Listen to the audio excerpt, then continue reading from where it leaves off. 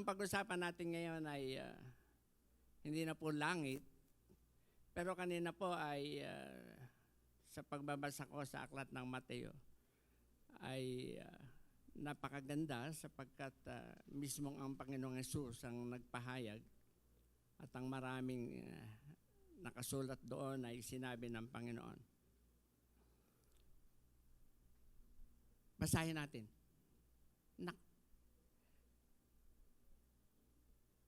Kung ikaw ay magbubukas ng puso, ang dami mong malalamang hindi mo alam na dapat gawin, pero nalalaman mo. Hindi mo lang alam na dapat gawin.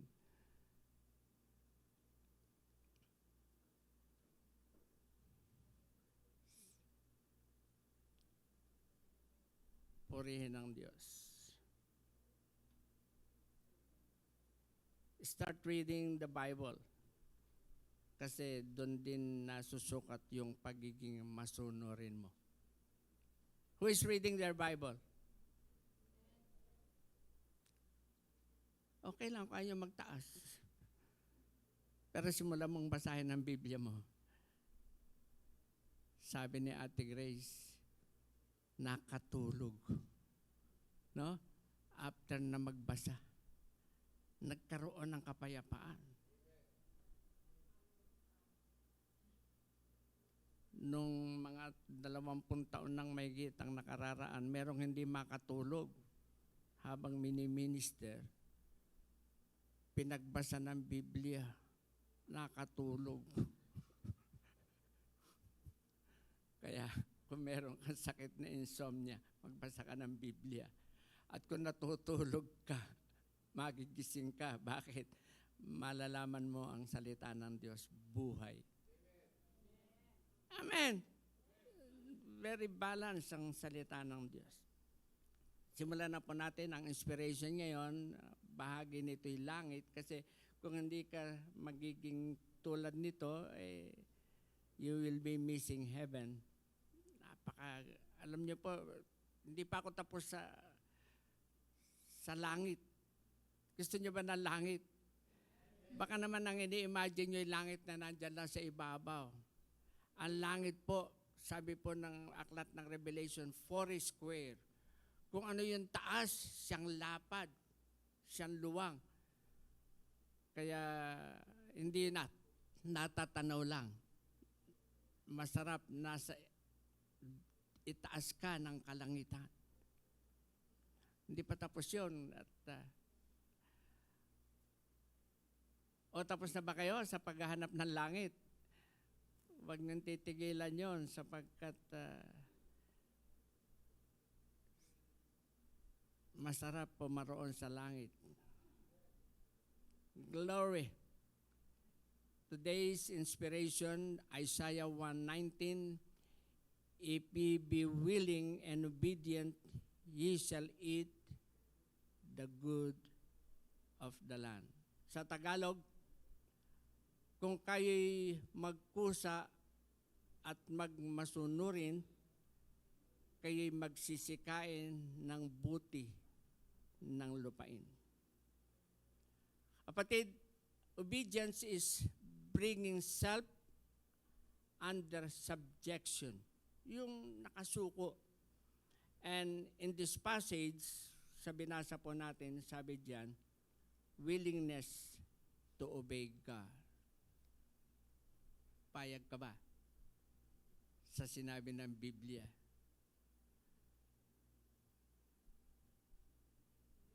Willingness to obey God. Sinasabi lang ng aklat ng Mateo, napakalaman po. Hallelujah.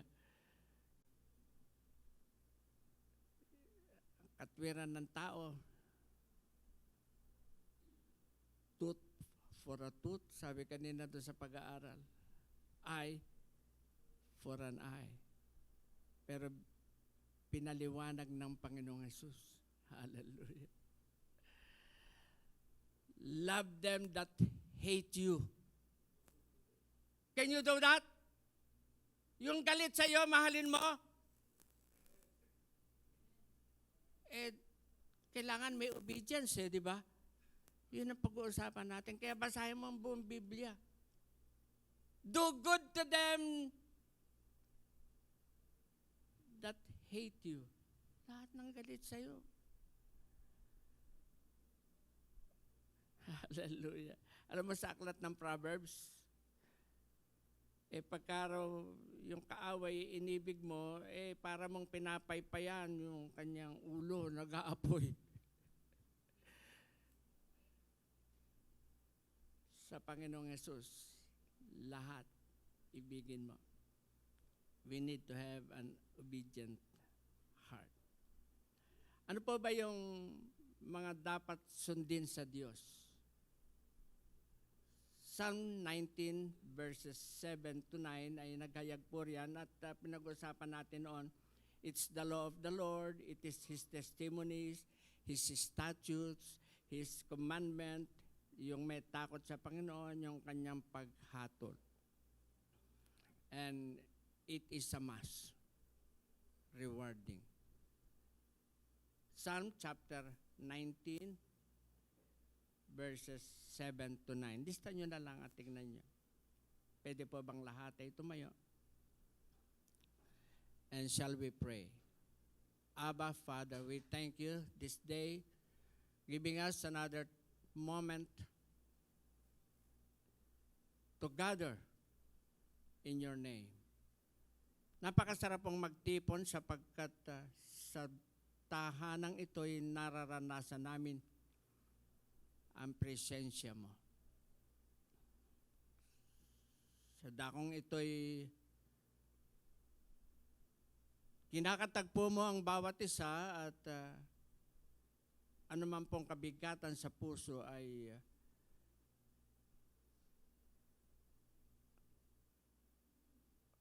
paggagaanin mo.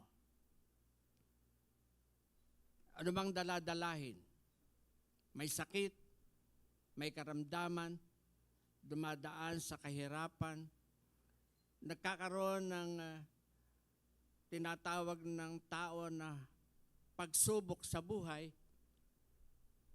pero ang iyo pong paanyaya ay dali namin sa iyo ang lahat ng aming alalahanin at ito po'y pagkakataon upang aming ilapit sa iyo, idaing sa iyo, isuko sa iyo. At sa pag-uusap po namin ngayon patungkol sa pagsunod, sa pagtalima, sa paggawa. Ibukas mo ang aming mga puso, ang aming mga isipan. Tingnan ka namin na siyang gumawa at sumakdal ng aming pananampalataya. O Diyos, hindi po kami uwi sa umagang ito na hindi kami nakatanggap ng katugunan, ng pagpapala, ng inilaan mo sa amin. At naniniwala kami sa pagsunod na amin pong pagbubulay-bulayan. At kung meron pang hindi nagagawa, itutuwid mo ngayon at tuturuan mo kaming tumalima, sumunod. Salamat po, Ama, sa pangalan ng Panginoong Yesus, sa gabay ng Espiritu Santo, kami po'y lumalapit, nagtitiwala, katugunan na ibinigay mo. Kagalingan sa mga may sakit, kasaganaan sa mga nagdarahop, kapayapaan sa mga nagugulumihanan. Ano po, walang hindi ka ipagkakaloob sapagkat ikaw ang katugunan. Christ is the answer to all my longings. Christ is the answer to all my needs. Savior, baptizer, the great physician. Oh, hallelujah. He's all I need. Salamat po, Panginoon, sa pangalan ng Ama, ng Anak, at ng Espiritu Santo. Amen. Amen. Palakpakan mo ang Diyos. Hallelujah. Amen. Sige po, tayo makakaupo muna. Konting schooling tayo ngayon. May notebook ka ba? Yung notebook kanina, pwedeng gamitin. O walang notebook, mag-request nga tayo ng supply ng notebook at papel at lapis kung ano yung kailangan, ano. Total, sa linggo may attendance na tayo. Dahil meron tayong gusto, di ba? Kailangan yung makakamit natin. Amen. Tagalog na Tagalog yun, ano. Hallelujah. Ang insight po natin, plate number 2, anak. The obedient can have the greatness of God.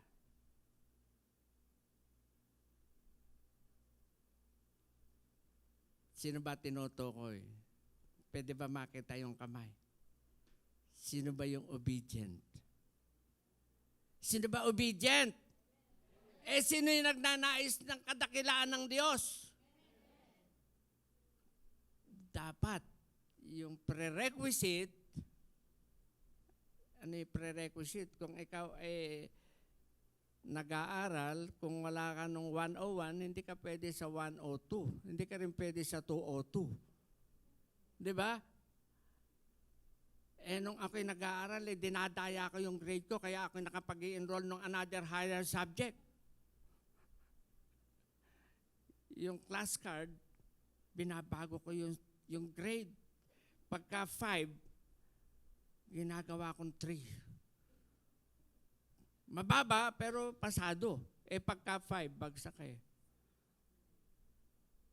Hindi pwedeng magkaganyan. You have to obey to experience the greatness of God.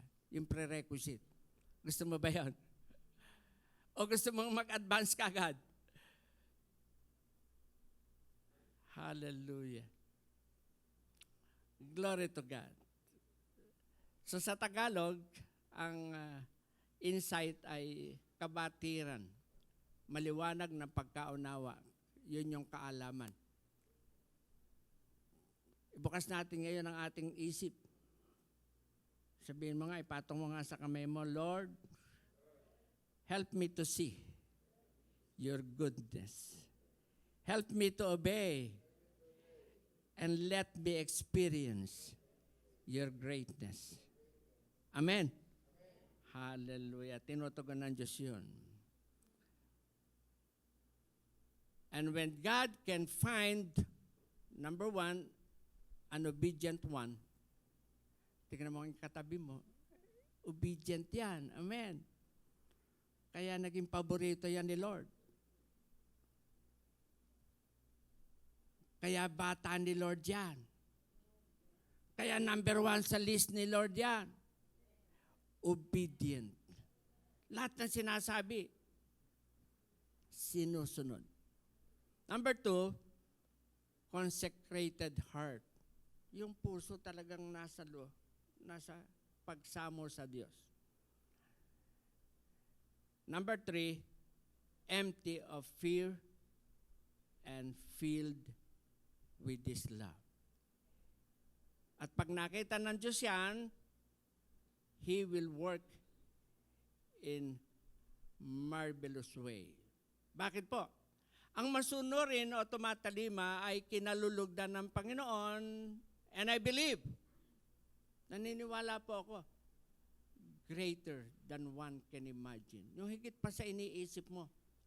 Spiritually, physically, materially, financially, supernatural, extraordinary, and to supply all your need. You have to trust God. Amen.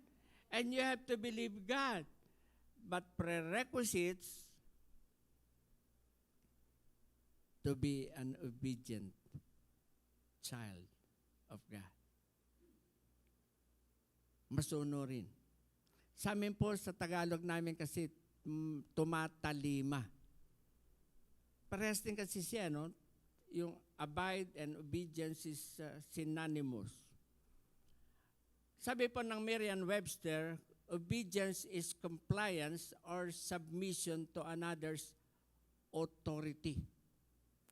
Pag sinabi pong sumusunod, ikaw ay tumatalima, ginagawa mo, nagsasubmit ka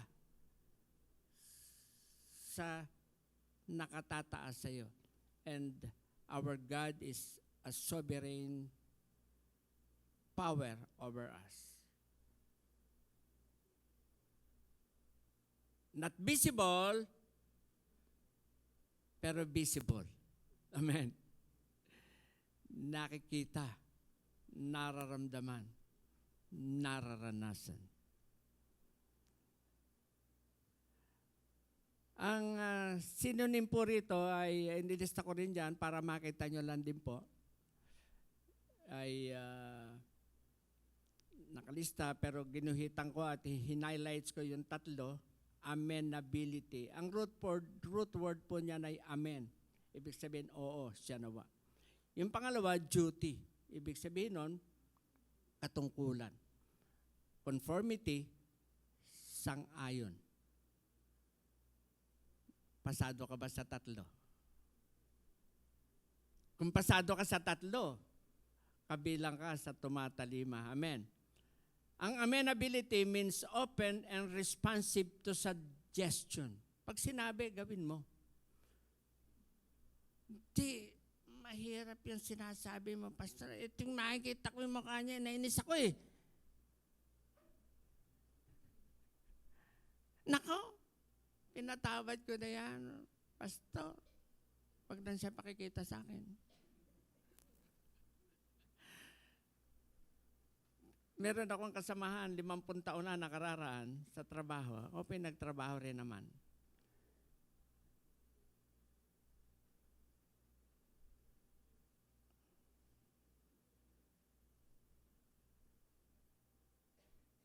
Ako ay kay nagpapatawad. Pero hindi ako makalimot. Napapatawad ko siya, di ko naman nakakalimutan yung kanyang ginawa sa akin. Kaya forever, cut ang kanilang communication.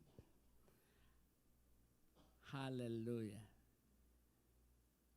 So dapat, sang-ayon ka sa Diyos. Duty, pangalawa riyan, is an obligation, a responsibility. Katungkulan. Kaya ang sumunod, katungkulan. Kaya pag sinabi ng Diyos, katungkulan mong gawin. Andiyan po ba kayo? Kung hindi po tayo mayayari sa allotted time ko, itutuloy natin ito. At mahaba po ito sa totoo. Yung Genesis to Revelation, nariyan po yung obedience. And yung kontra nito, disobedience. Kaya yung pinag-uusapan natin ngayon, part lang ito ng obedience. Susunod, yung mga taong hindi nakapasa. Sana hindi kayon. Sabihin mo, hindi ako yon. Hindi ako si Adan. Alam mo ang failure ni Adan? Taas ang kamay kung alam nyo. Disobedience. Failure to obey God. His word. Sabihin mo, ala na sa akin yun. Kasi, ang nakita ko na si Jesus, sumuway si Adan, tumalima ang Panginoon. Amen. So, saan ka? Kay Adan. O kay Jesus. Kaya dapat masunurin. Amen. Meron pang isang naging palasak ang buhay, bagamat hinirang, si Haring Saul, the first king of Israel. Talagang matipuno, nasa kanya yung katangian ng pagiging isang hari, but he failed to obey God. Sabihin mo, ayoko yun. And eventually, alam mo, kung sino na pinuntahan niya, hindi na Diyos. Witch. Sorcerer. Hindi na ang Diyos. Mangkukulam na pinuntahan. Ganon naging ka-worse sapagkat sumuway. And he felt he can do the duty of God himself. Kaya dapat doon ka lang sa sumusunod, tumatalima. Yung conformity, pag sinabi pong conformity, nandiyan po yan, pangatlo, ikaw ay tumatalima, compliant to the standards of God, compliant to the practices God wants you to do, and in agreement with what the Lord wants you to do. Yan po yung mga sekular na paliwanag. Bagamat mayroon pong halaw sa biblical view. So when you conform, in conformity with God, you have to comply with the standards of God, with the practices God wants you to have, and in agreement with God. Kaya pag sinabi niya, be ye holy for I am holy, you have to be in agreement with that word of God. Be ye perfect for I am perfect. You have to walk in the perfection God wants you to walk. Hallelujah.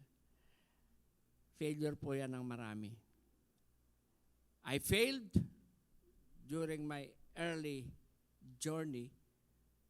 Lagi kong sinasabi sa inyo, salamat hindi nag-rapture noon. Otherwise,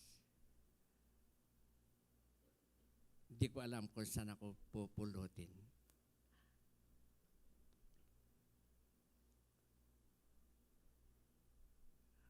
Glory to God.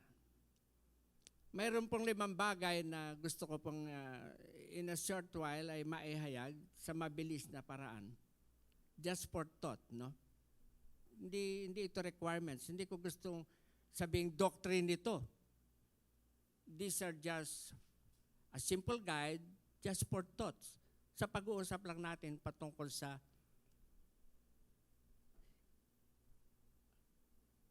saan? Saan? Anong pinag-uusapan natin? May I have your attention, please? Obedience. Sa mag-asawa rin, dapat nagsusunuran yan. Hindi pwedeng si lalaki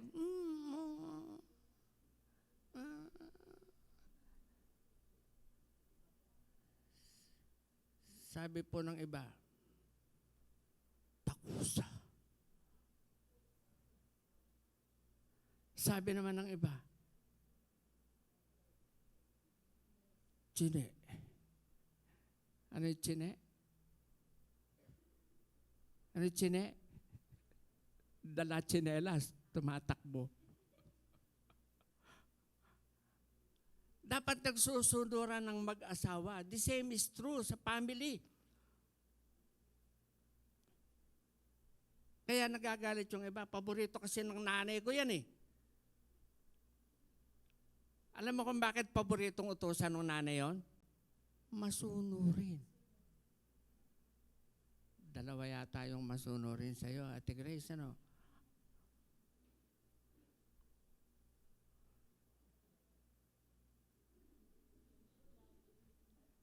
Napaka-masunurin.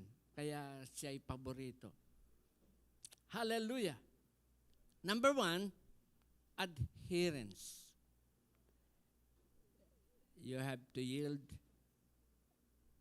and submit to conform. In Romans chapter 12, verse 2, at yan po ay naglahad ng number 1, be not conformed to this word, sabi po. But be transformed by the renewing of your mind. Sinamarize ko lang po dun sa plate number 4, pero sa plate number 5 ay nariyan po yung Tagalog. Sabi po dyan, huwag kayong makiayon sa takbo ng mundong ito, conform.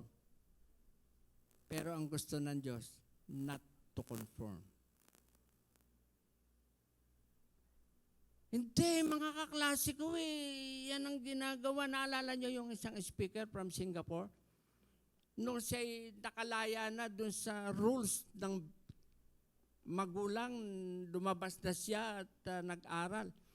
Malaya na siya. Sabi pa niya, nakita niya yung kasamahan niyang nagda-drugs, di ba?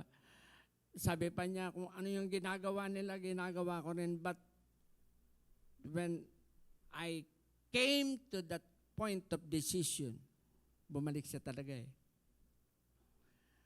Sabi diyan, huwag kayong makiayon sa takbo ng mundong ito, inuutusan na huwag. Naalala ko, nung ako'y bagong mananampalataya, ang mga pilosopo nagsasabing, kung talagang mahal ng Diyos ang tao, si Adan, si Eva, ba't hindi nilagyan ng makapal na bakod yung tree of, di ba? Tree of good and evil.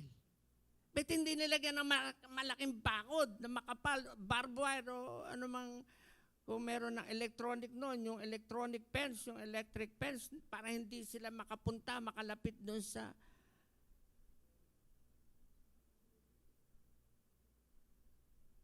Alam mo ang sagot ng mga ngaral? Meron. Tinginan sila. Meron! May bakod! Sa inyo, may bakod ba yon? Yung puno?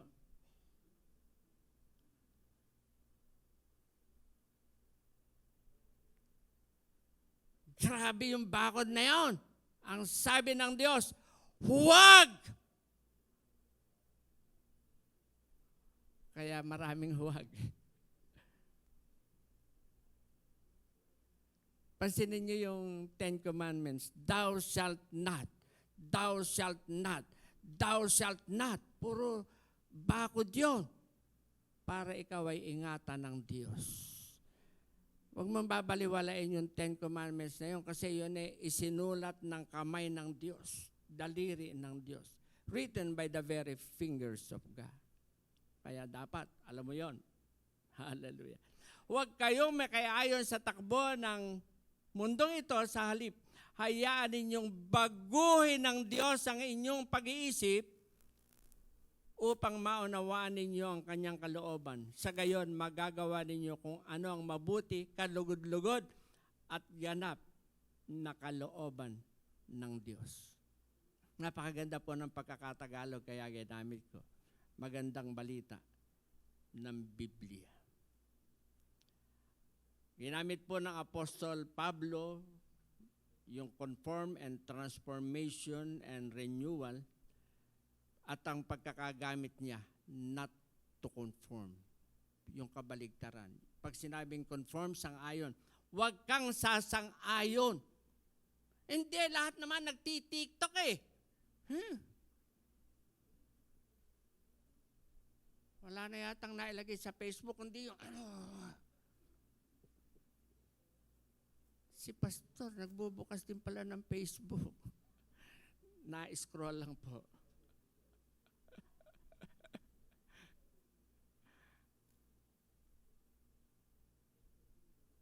Not to conform to this word, at ang sabi niya, be transformed. Be transformed. Mabago.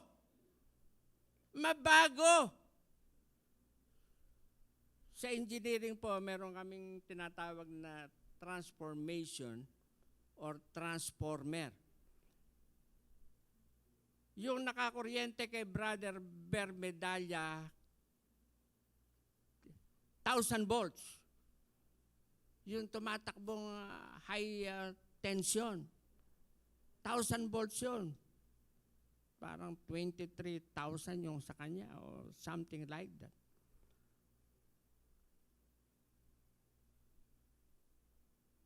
Tawag nila 23 kilovolts. At yung ginagamit mo ngayon dito, tinransform yan. Mula sa 23 kV, ginawang 230 volts. 220 volts.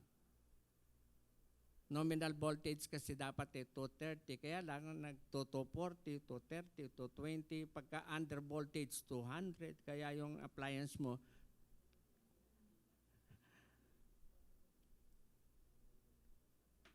meron tinatawag na step-down transformer.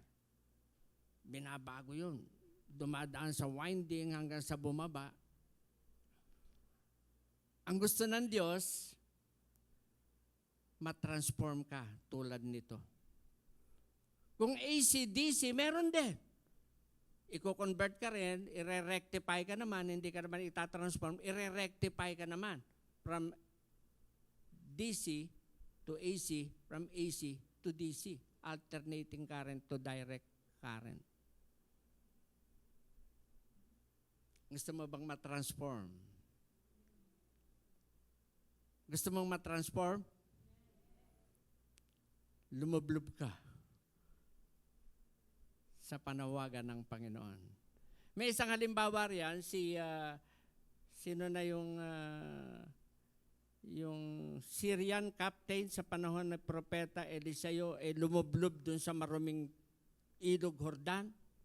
Naalala niyo siya? Si Kapitan Naaman. Matapang. Sikat. Kaya lang may ketong. Walang kagalingan. Ang sabi ng propeta Eliseo, lumublob ka sa tubig, 7 beses, ayaw. Pero nagbago ng isip, lumublob. Nang lumublob, sa 7 beses, umahon tulad ng kutis ng isang sanggol. Grabe. At alam nyo, hindi lang nabago yung kanyang physical appearance. Ang sabi niya sa propeta Eliseo, bigyan mo lang ako ng pahintulot na kumuha ng lupa sapagkat sa amin pupunta kami sapagkat siya may haring pinagdilingkuran. Sa kanyang mga Diyos-Diyosan, hindi na ako muling paroroon. Nabago, na-transform. Yung physical niya at saka yung kanyang spiritual being nabago. Amen. Tumalima. Sa panahon ng Panginoong Hesus, sinihayag niya, John chapter 3, ye must be born again, sabi ng Diyos. Pag hindi ka tumalima, no born again experience. No change in your spiritual and physical being. Dapat matransform sapagkat yung born again experience is transformation, but you need to obey God. You need to obey God. Sabihin mo nga, I need to obey. I need to be transformed. Ibig sabihin, magkaroon ng pagbabago ng pag-iisip. So obedience needs the renewal of one's mind. Hallelujah. Renewal meaning you have to adhere to what God wants you to follow. And you have to commit yourselves to God. And you have to cling, to cleave to God. Gusto mo ba nito? Pagbabago sapagkat yun ay pagsunod. Pagsunod. Hallelujah. Nung una akong makarinig ng tungkol sa Ebanghelyo, ang naging dahilan kung bakit nagkaroon ng transformation ng buhay ko nang makarinig ako ng mga bagay patungkol sa Diyos.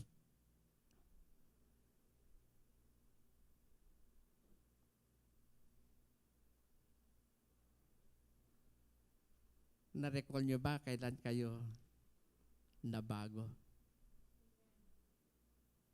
Hallelujah. At ang gusto ng Panginoong Hesus ang isa sa iglesia sa aklat ng Revelation ay sinabihan, manumbalik kayo sa inyong unang pag-ibig sa Diyos. Alam mo, alos lahat ng nakasulat sa Biblia ay nangangailangan ng pagsunod. Amen. Oh, glory. Praise the Lord. Number 2, sabi ko po hindi ito doctrines, but these are just for thoughts. Kung gusto mong gawin, for your advantage. Pero kung ayaw mo, for your hallelujah. For your benefits. Number 2, specifics. Specifics, ibig sabihin sa Tagalog, tiyak, sarili, likas, sa ibang Tagalog, particular, espesipiko. Hallelujah. Ang nais ng Panginoon ay maging masunurin tayo sapagkat sa Psalms chapter 19, part B of verse 10 and 11, let me not wander from thy commandment. Huwag akong kung saan-saan mapunta. Paano? Thy word have I hid in my heart that I may not sin against thee. Itatago ko, ikikintal ko ang salita mo sa aking puso upang ako'y di magkasala sa iyo. Sa ibang bahagi, upang ako'y makatalima, upang ako'y makasunod, upang ako'y makaganap, hallelujah, ng nais mo sa buhay ko. Pakadakila ng Diyos. Amen. Sa Exodus chapter 19 verse 5, by yung pangalawa po sa bahaging ito, ang sabi po dyan, at bibilisan ko po, now, if you will obey me and keep my covenant, susundin at pananatilihin. You will be my own special treasure from among all the peoples on earth, for all the earth belongs to me. Hallelujah. Magiging paborito ka ni Lord. Amen. Bata ni Lord. Special sa Panginoon. Sabi niya, my own special treasure if you will obey and keep my covenant. Kaya, to your advantage, to your benefits, for our, hallelujah, and ours only. Amen. Ang wika ng Panginoon, kung kayo magsisipanatili sa akin, ibig sabihin po ng abide or comply at tumahan, mamalagi, tulad ng John chapter 15 verse 7. Sa English, if ye abide in me and my words abide in you, yung abide po ay pagtalima. Yung abide ay pagsunod. Yung abide is compliance to God. Hallelujah. At alam mo, pag ginawa mo yon, pagsunod, sabi ng John 15:7, ye shall ask what you will, it shall be done unto you. Ano mang hingin mo, ibibigay sa'yo ng Diyos. Gusto mo ng kalusugan, gusto mo ng kalakasan, gusto mo ng kapayapaan, gusto mo ng kasaganaan, gusto mong maging matagumpay, lahat ng gusto mo, sabi po ng James chapter 1 verse 17, good gifts and perfect gifts. Sino may gusto nun? Sumunod ka sa Diyos. Amen. So we will cut this short at sa isang linggo itutuloy natin. Hindi pala ako sa isang linggo. Sa susunod na ako ang maghahayag ay itutuloy po natin ito. At number 3, 5 lang po yung inihanda ko, pero yung number 3 gusto ko pong makita nyo, napakaganda. Obedience is similar to adherence and commitment. It is a must for every believer. Hallelujah. It is a must for every believer. Isang halimbawa ng pagsunod ay naipahayag po ng Apostol Pedro sa Aklat ng Gawa, Kabanata 10, talata 18 hanggang 28, nang si Pedro ay inusig sapagkat lumakad yung lumpo sa harapan ng templo. Lumpo. Simula kapanganakan, naglakad, nagalit yung mga Saduceo, mga Pariseo, yung mga leaders ng Jewish group sapagkat naglakad. Naglakad. Nakakamangha. At ang nangyari, inusig sila at nang magpaliwanag, yun ay naganap dahilan sa paghahayag ng pangalan ng Panginoong Hesus. Sapagkat sa lumpong ito ay inihayag, pilakad ginto, wala ako.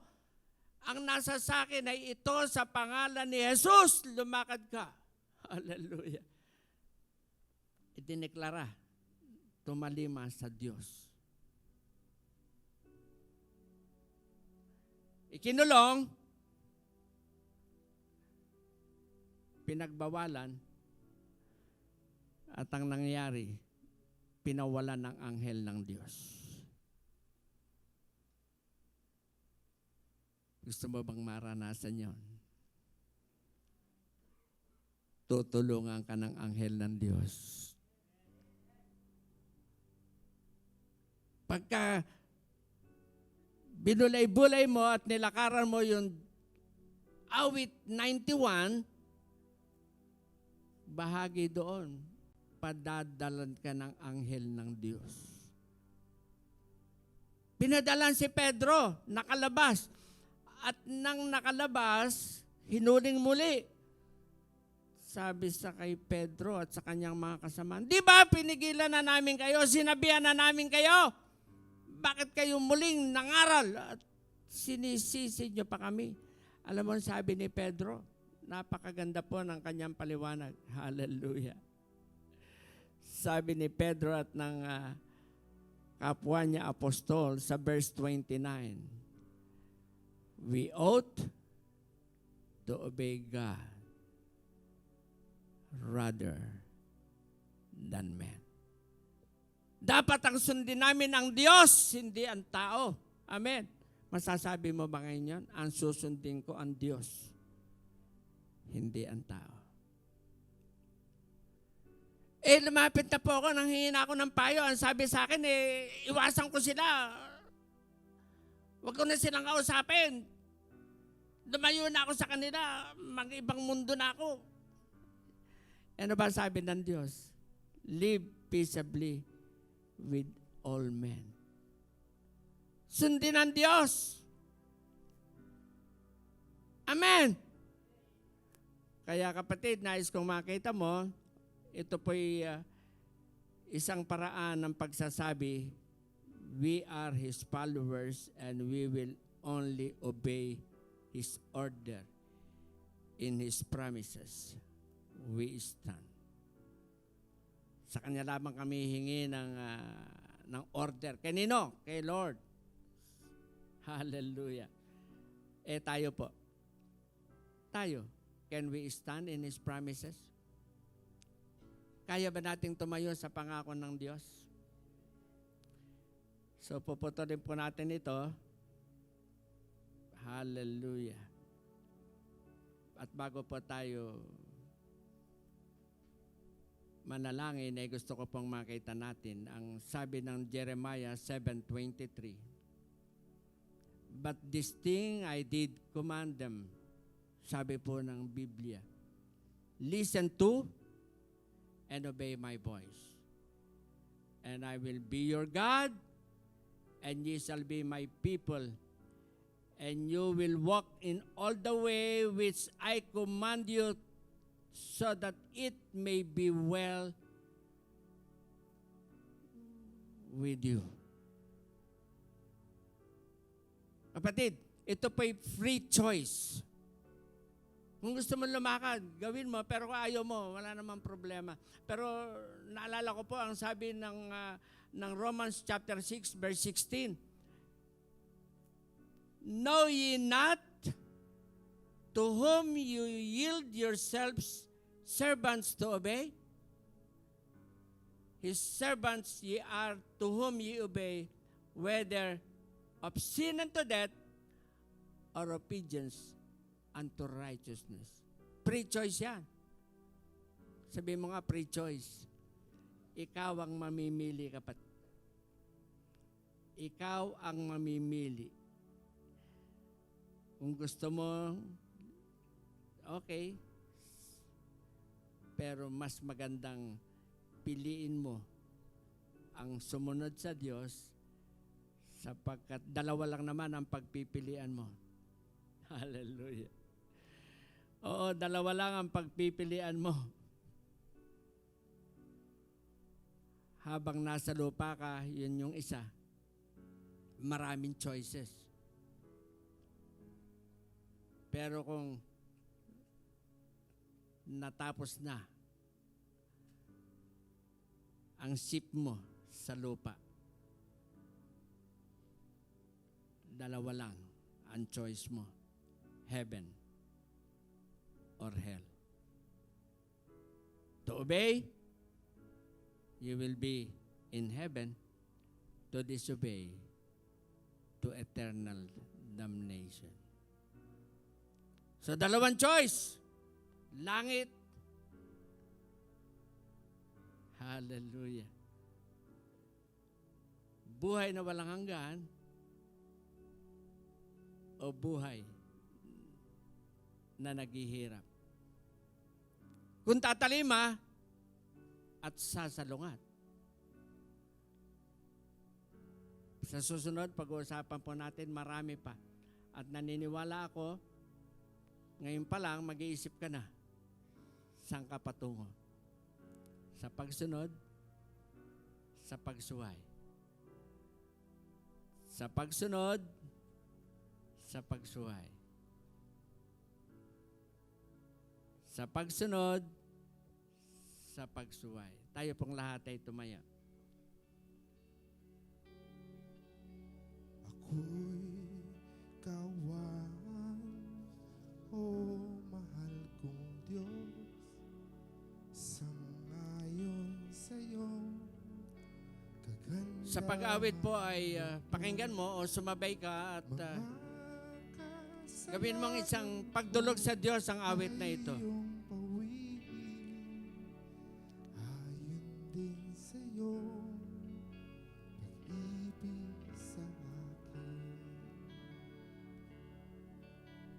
Ako'y Kaawaan, o mahal kong Diyos, sangayon sa iyong kagandahang loob. Kapatid, inaanyayahan kitang dumulog sa Diyos ngayon.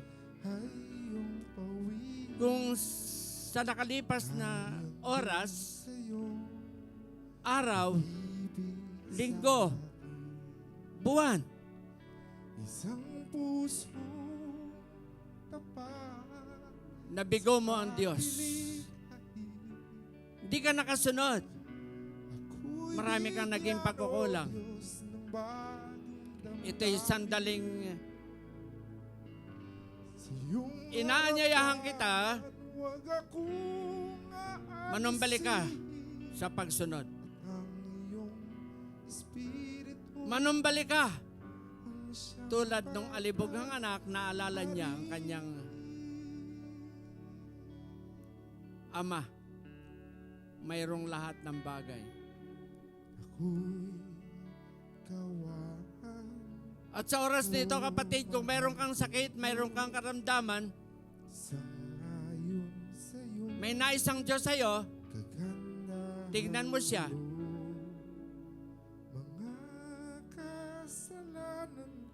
Sa Exodus 15:26 ay mayroon pong inilahad. Siya ay dakilang manggagamot. Pero sa unang bahagi nito, sabi doon, if you will diligently hearken to the voice of the Lord your God, kung makikinig ka, and will do that which is right in His sight, tatalima ka sa kanyang nais. And will hear His voice. Ang tinig niya ipakikinggan mo, and will observe His statutes.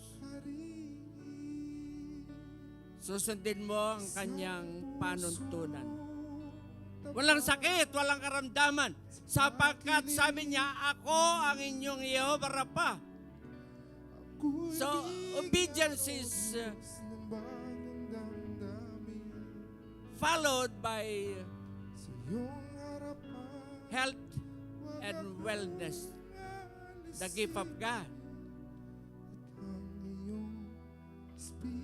Maraming sakit, maraming karamdaman, but God is a healer. Kapatid, if you will obey God, you will receive the gift of life. If you will receive Jesus as your Lord, God, and Savior, you will receive the gift of life.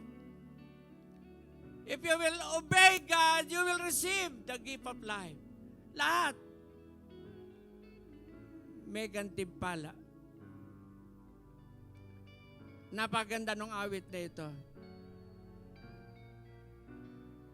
At habang inaawit nilang muli, kapatid, dinaanyayahan kitang magbulay-bulay sa kalagayan mo ngayon, kalagayan natin, even our partners and sponsors and supporters and those watching with us in the live stream.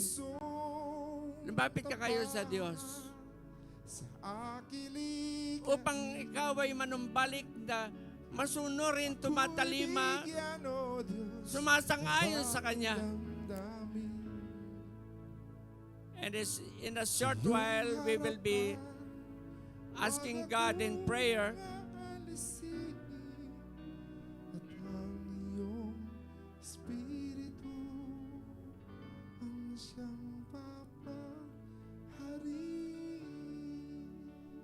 sabi po sa awit, ang iyong espiritu ang siyang papaghariin. Ang Espiritu Santo na nangunguna sa ating katauhan, sa ating espiritu, to our innermost being will give us a yielded heart. Submission to His will. At sa umagang ito, kapatid, sapagkat ni-request mo sa Kanya, sangayon sa awit, ang Espiritu Santo ang siyang maghari. Banal na Espiritu Santo, simulan mo po ngayon ang buhay namin.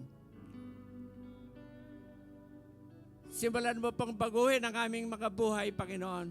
Yung mga hindi ka pakilala, yung hindi pa tumatalima sa iyo, yung hindi pa alam ang katotohanan, at tinatanggap ka ngayon na Panginoon na tagapagligtas. Yakapin mo siya. Yakapin mo siya, Panginoon, at maranasan niya ang iyong paglingap upang siya makatalima na may banal na pagkatakot sa iyo. Ipahayag sa Kanya, Lord, yung kahalagahan ng pamumuhay na kasama ka. At ikaw na nagnanais, kapatid, nais kitang pangunahan sa isang panalangin, sumunod ka. Ako po'y nagkasala. Hindi po nakasunod sa iyong kaluwalhatian. Hindi po nakagawa ng nais mo. Lumayo. Naging suwail. At sa oras na ito, lumalapit akong muli. Patawarin, Lord. Linisin ako ng dugo mo. Ng banal mong dugo. Sapagkat ikaw ay umibig sa amin. Tulungan mo nga kami. Tugunan ng pag-ibig na yaon. Sumusuko sa iyo. Lumalapit sa iyo. Pakalinisin mo ako sa lahat ng karumihan. At ikaw na ngayon ang maghari sa buhay ko. Let the divine covering of the blood be over us. to cleanse me, to cleanse me, to redeem me, to redeem me, to save me to save from the filthiness of this the world. filthiness of this world. At simula ngayon, Simula ngayon, ikaw na ngayon ang hari ko, ikaw na ngayon ang ang hari, Diyos ko, ang Diyos, ang paglilingkuran ko. paglilingkuran. Ang kinin mo ako, Angkinin mo na iyong anak, na iyong anak. isulat mo Isulat ang aking pangalan ang aking pangalan sa aklat ng buhay. sa aklat ng buhay. At maglalakad ako, At maglalakad ako. at susunod ako, At susunod at ako. tatalima ako At tatalima sa lahat ng nais mo. sa lahat. ng- Salamat po, Diyos. Salamat. po, Salamat, Diyos. Panginoong Jesus. Salamat, Banal na Espiritu Santo, Banal na Espiritu Santo. ikaw na po ngayon Ikaw na po ngayon ang mangunguna ang mangunguna sa buhay ko. sa buhay. Sa pangalan ng Panginoong Jesus. Pangalan ng Panginoong Jesus. Amen. Amen. Tanggapin mo, kapatid, at samahan ka ng Espiritu Santo sa iyong dalangin. Naniniwala ako, sa pagtalima mo, mayroon kang tatanggapin buhay na walang hanggan. Sa pagtalima mo, dadali sa iyo ang lahat ng pagpapalang nais ng Diyos na maranasan mo. Sa pagdalangin mo, kapatid, ngayon din, hallelujah, selyon ka ng Espiritu Santo at ikaw ay patuloy na maging matagumpay sa buhay mo. Sa pangalan ng Panginoong Yesus, tanggapin mo. Lord, sa oras na ito, Diyos, tulungan mo nga ang bawat isa.